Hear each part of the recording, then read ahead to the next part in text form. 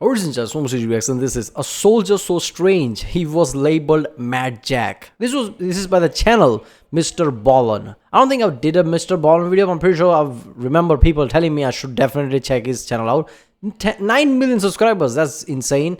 I'm pretty sure like I've even seen recommended video for like him talking about mysterious things and even like some of the like I don't know paranormal, not paranormal, but like mysterious things. I don't know how else to say that, or happening around the world type of way, right? And so Mad Jack, I'm pretty sure I remember watching who was the Mad Lads, his video about Mad Jack, the guy with the saber and things. There's a Dark Fight video I remember watching where he talks about that one as well. I don't know, but I don't remember that much, and like Mad Jack. I'm guessing he will go in more detail than I already know about, right? Because I know a bit about that. Mad Lads probably talked about that, like, but I don't know. I don't exactly remember that time, and it's just like he talked about things around. I hope he goes into detail. I don't know what type of video Mr. Ballon makes. Is he like Federation, goes through the history, events type of way, or he just like briefly touches it? But yeah, it's going to be interesting. Let's watch it. There are some people that everyone should know about, and one of those people is Jack Churchill. But before we get into Jack's story, if you're a fan of the strange, dark, and mysterious delivered in story format, then you come to the right channel because that's all we do, and we upload 3 or 4 times every week. So if that's of interest to you, please invite the like button to come out with you for a nice casual get-together, and when you're about halfway through dinner, start aggressively hard-selling your multi-level marketing scheme. Also, please subscribe to our channel and turn on all notifications so you don't miss any of our weekly uploads. All right, let's get into today's story.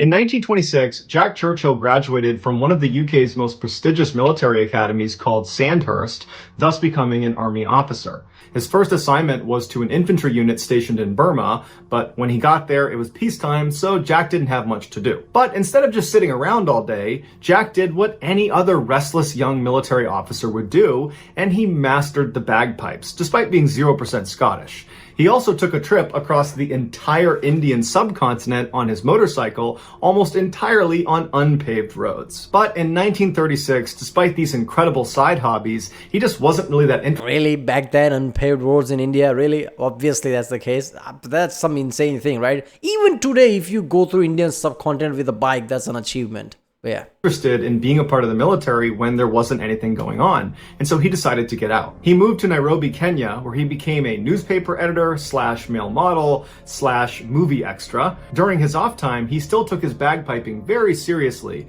placing second in a prominent piping competition in 1938. He also picked up another hobby, archery, and he became so good at it so quickly that he was chosen by England to represent them in the Archery World Championships in 1939. Later that same year, when World War II broke out, Jack decided now's a good time to get back into the army. So he rejoined the army, and he was promptly sent to France to help defend their borders against a potential Nazi invasion. But shortly after Jack arrived, Hitler was able to push through those defenses, and he launched a brutal blitzkrieg campaign against the Allies in France. Blitzkrieg is a military tactic that's basically an all-out attack all at once with everything you got. So planes, tanks, artillery, infantry, you just send all of it in an attempt. Like Jeremy Clarkson said, you can go from Berlin to Warsaw in one tank. There you go. To overwhelm your enemy before you run out of resources. And in this case, Hitler's blitzkrieg was successful. In just 6 weeks, they not only invaded France, they conquered it. But during that 6-week battle for France that the Allies ultimately lost, Jack made a name for himself by employing 2 particular weapons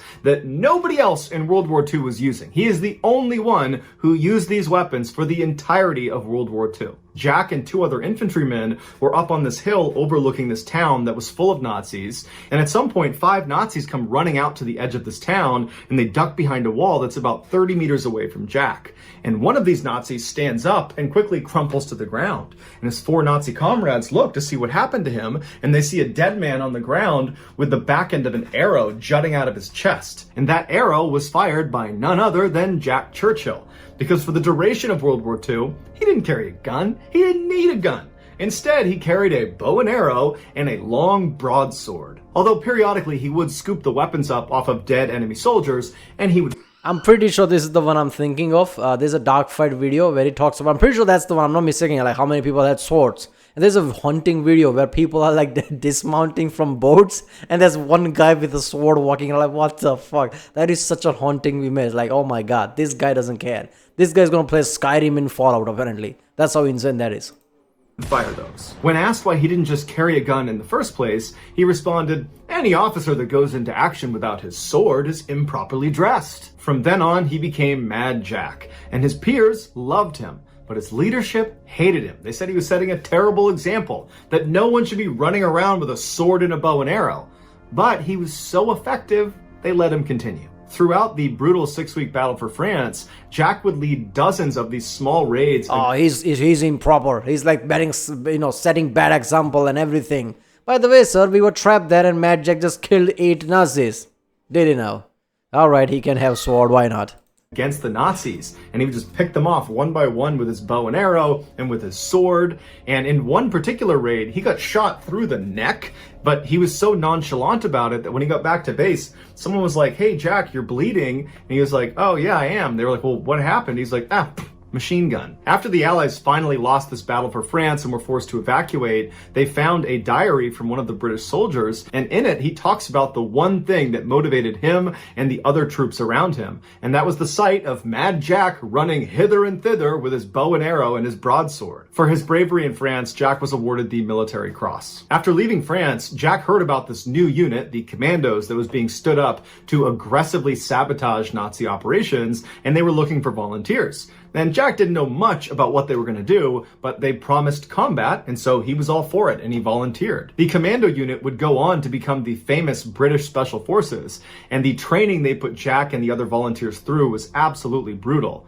And Jack just loved it. He loved being in the commandos. After graduation in 1941, Jack was put in command of a commando unit that was tasked with going to this Norwegian town of Vågsøy and taking down a Nazi garrison there. And so they loaded up into their amphibious landing craft, and Jack's got his kilt on, and he's got his bagpipes, and he plays the bagpipes on the entire transit over to Vågsøy to pump up the commandos. And then Jack's landing craft was the first to reach the shores, and when its ramp came down, Jack was the first off, and he just kept playing his bagpipes, despite the fact that the Nazis now see them, and they're shooting at them. So rounds are impacting around him as he's blaring his bagpipes, and only when he finished his song did he shoulder his bagpipes, pull out a grenade. He saw some Nazis running along the ridgeline. He throws a grenade at them and pulls out his sword and runs into battle. In just a few hours, the Nazi garrison had fallen. Sir, we are the Germans, we are the Nazis. We have machine guns here. We are the biggest psychological element. Blitzkrieg. People are afraid of us. And then they hear bagpipes. What the fuck is that? And they see that still playing bagpipes,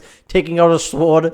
Then you shooting machine guns. And he still runs towards and throws a grenade. It's like, yeah, sir, yeah, that's it. We're not gonna win this one.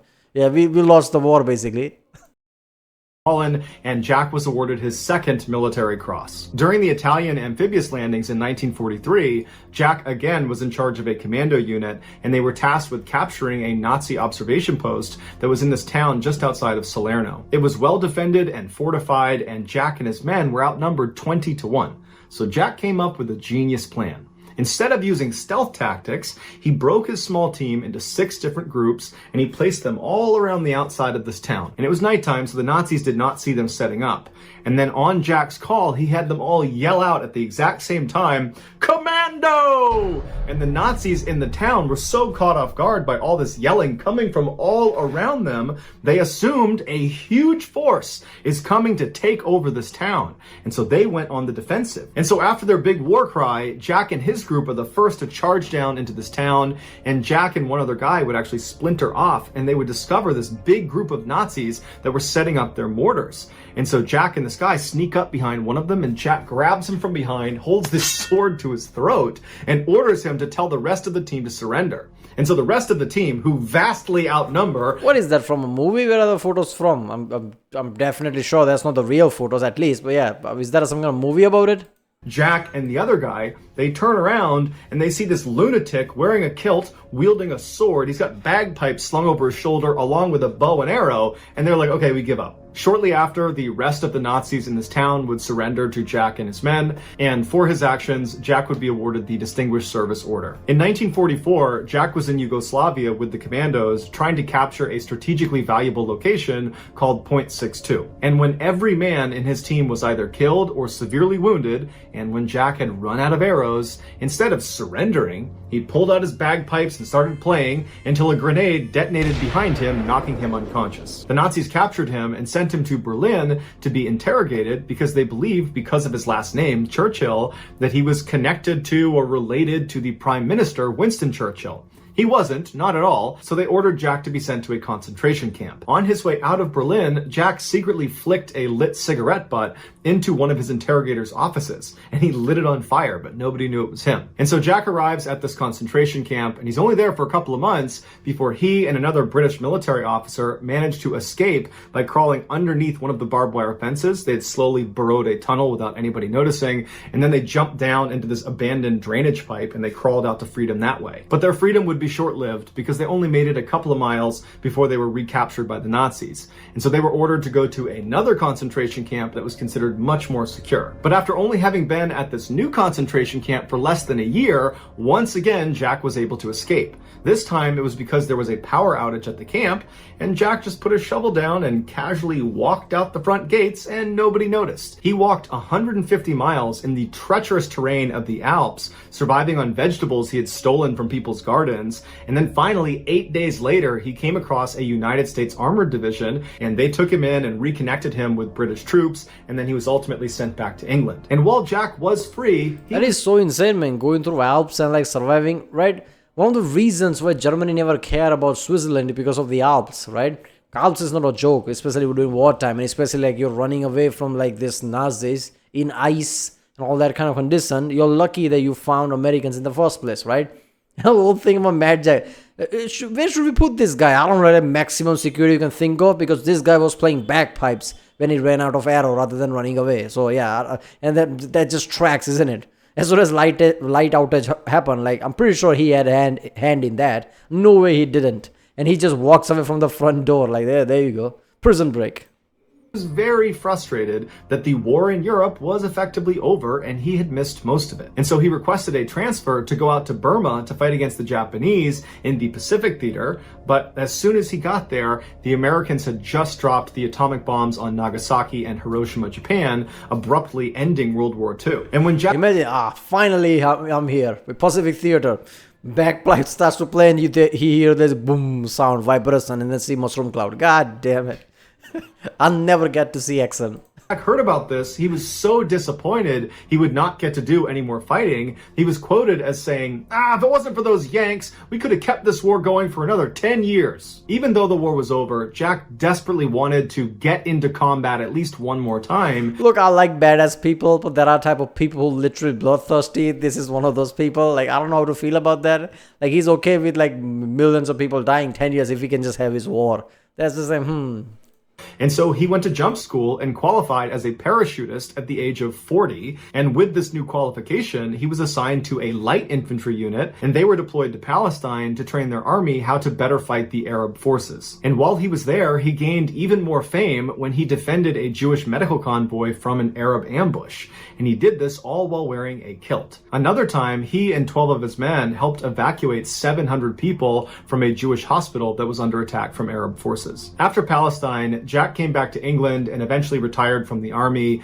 and then begrudgingly took a desk job within the Ministry of Defense. And every day on his commute home on the train, he would take his briefcase and throw it out the window as they were moving. What he had figured out was if he threw it at the exact right moment, it would land in the backyard of his house, and he wouldn't need to carry his briefcase from the station to his house. But he didn't explain that to any of the other passengers on the train. They just figured there's some crazy guy who keeps throwing his briefcases out the window. In his retirement, he also became an extremely talented surfer. And at one point, he wanted to surf the Severn Bore, which is this huge wave in southwestern England. That does make sense, right? Somebody like him, like dad's job is kind of like insane. But yeah, surfing and any kind of adventure, that's the kind of thing that would just challenge him enough to like keep him entertained, right? That is in the end what it's all about. Like keeping your brain happy. Like you need to have some kind of a thrill like that.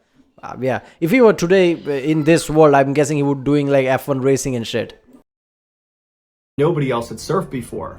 And locals that were familiar with this treacherous wave, they cautioned him and said, you really shouldn't do this. And he looked at them and he just said, I'll be all right. And then he proceeded to be the first person ever to successfully ride that wave. Jack would ultimately die in 1996. He was 89 years old. So that's going to do it, guys. If you found the secret in today's episode, let us know in the comments what it is and where you found it. So give us the timestamp. And if you're the first to do that, we'll pin you at the top of the comments section. If you enjoyed today's video and you haven't done this already, please invite the like button to come out with you for a very casual get-together. And when you're about halfway through dinner, start aggressively hard selling your multi-level marketing scheme. Yeah, I don't know what's that all about.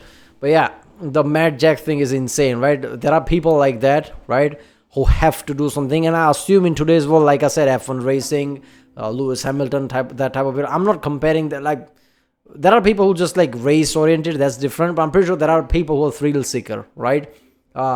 People who like, like, I don't know, Schumacher, right? He's great at F1 racing, but he was also like, doing like skiing and many insane things. That's where he got injured and things. So there are people who needs thrill, right?